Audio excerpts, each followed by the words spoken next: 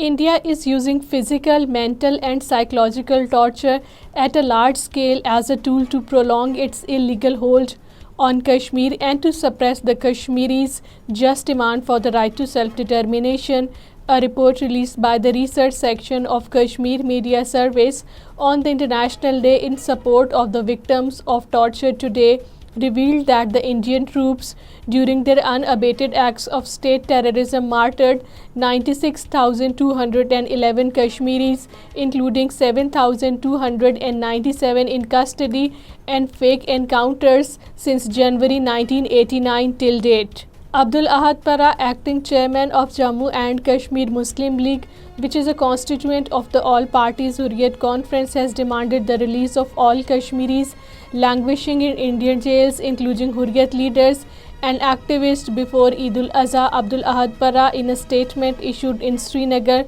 asked for immediate and unconditional release of the All Parties Hurriyat Conference chairman Musarrat Alam Butt and other leaders. India's dreaded National Investigation Agency raided several houses in different districts of the occupied Jammu and Kashmir. The NIA sleuths, along with the personnel of the paramilitary and police, barged into the houses in Bandipora, Kulgam, Pulwama and Shopian districts of the valley. Complete shutdown was observed in Kargil, Ladakh region of the occupied Kashmir against the backing of a rape accused by the administration in the region. Call for the protest was given by Jamiat Ulma Asna Ashri Kargil.